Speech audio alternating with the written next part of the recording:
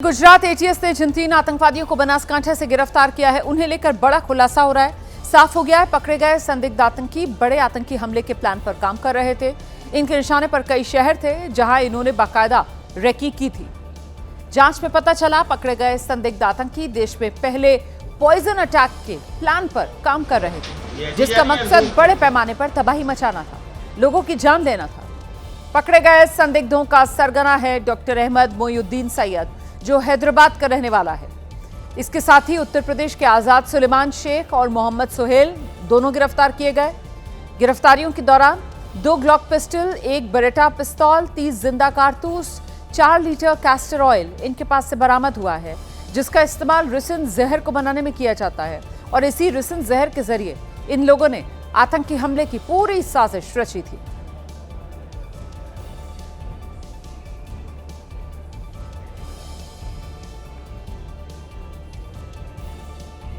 और अब आपको इस मामले से जुड़ी और जानकारियां विस्तार से देते हैं, जिससे साफ हो जाएगा कि आखिरकार ये साजिश कितनी गहरी थी। डॉक्टर अहमद मोइनुद्दीन सैयद गिरफ्तार कर लिया गया है।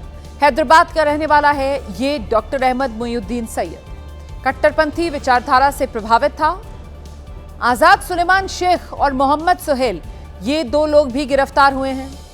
आजाद उत्तर प्रदेश के शाहजहांपुर का रहने वाला है, सुहेल उत्तर प्रदेश के लखीमपुर खीरी का रहने वाला है। ये तीनों गुजरात में हथियार लेने के लिए पहुंचे थे। हथियार ड्रोन के जरिए पाकिस्तान से भारत लाए गए। राजस्थान के हनुमानगढ़ में ड्रोन से भेजे गए थे हथियार। आईएसकेपी नाम के आतंकी संगठन के संपर्क में ये तीनों थे। आईएसकेपी का हैंडलर अबू खदीजा है। वही अबू खदीजा इन तीनों को निर्देश दे रहा था। टेलीग्राम ऐप के जरिए ये आपस में संपर्क में थे। अब इस मामले में सबसे बड़ा खुलासा तो जहर को लेकर हो रहा है। ऐसा जहर जिससे पहली बार आतंकी हमले की साजिश रची जा रही थी, और इसके लिए पकड़े गए तीनों आतंकी कई जगहों की रेकी कर चुके थे। ये तीनों संदिग्ध पॉइजन अटैक की तैयारी में थे। रिसिन नाम का ये जहर है जिससे हमले की तैयारी थी। थोड़ा सा रिसिन जहर कई लोगों को मार सकता है। पानी में, हवा में इंजेक्शन के जरिए रिसिन जहर को आसानी से फैलाया जा सकता है। संदिग्ध सोहेल और आजाद ने कई जगह रेकी की थी। दिल्ली, मुंबई, अहमदाबाद में ये संदिग्ध रेकी कर चुके थे। लखनऊ और जम्मू कश्मीर में भी इन्होंने रेकी की थी। लखनऊ में आरएसएस दफ्तर इनके निशाने पर था। आरएसएस दफ्तर पर आतंकी हमले का इन्होंने प्लान बनाया था। दिल्ली की आजादपुर मंडी पर भी इन आतंकवादियों की बुरी नजर थी।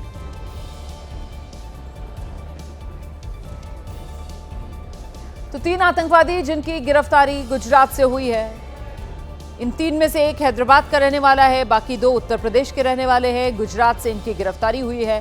साजिश बड़ी रची थी इन तीनों ने। पॉइजन अटैक पहली बार देश पे करने की तैयारी में थे। और आतंकी साजिश से जुड़ा एक और बड़ा खुलासा हुआ है।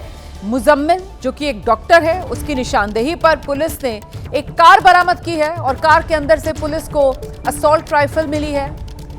ये कार अल-फलाह यूनिवर्सिटी में काम करने वाली एक लेडी डॉक्टर की है। अब पुलिस लेडी डॉक्टर से भी पूछताछ कर रही है। तो जैसे जैसे मुजम्मिल मुंह खोल रहा है, वैसे वैसे इस आतंकी साजिश की जड़ें कितनी गहरी हैं, इसी का पर्दाफाश हो रहा है। एक कार से असॉल्ट राइफल भी पुलिस ने बरामद की है। कार एक लेडी डॉक्टर की। अब उससे पुलिस पूछताछ कर रही है।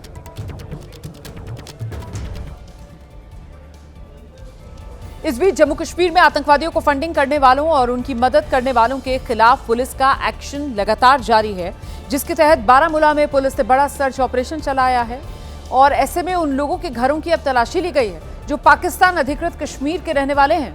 और साथ ही ओवरग्राउंड वर्कर्स के ठिकानों पर भी पुलिस के जवान छापेमारी कर रहे हैं, जिससे इलाके में हड़कंप मचा हुआ है। आतंकवाद को समर्थन देने वाले नेटवर्क को तोड़ने के लिए इस पूरे ऑपरेशन को अंजाम दिया गया। इसका मकसद आतंक के मददगारों पर शिकंजा कसना है। वहीं उत्तरी कश्मीर के कुपवाड़ा में मौजूद हंदवाड़ा इलाके में भी पुलिस ने बड़ा अभियान चलाया है। इसके तहत ओवरग्राउंड वर्कर्स और आतंकवादियों के मददगारों के ठिकानों पर छापेमारी की गई है। लगातार दूसरे दिन जम्मू कश्मीर में यह ऑपरेशन चल रहा है। इसका मकसद आतंक पर चोट करना है और आतंक को जड़ से खत्म करना है।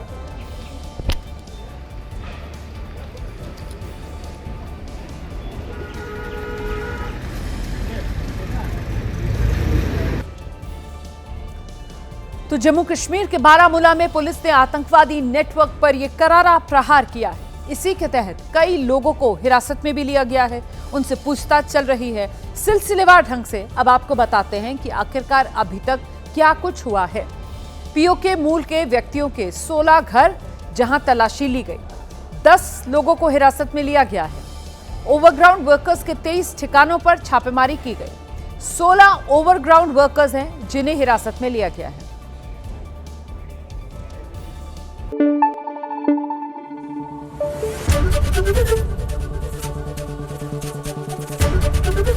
एबीपी न्यूज आपको रखे आगे।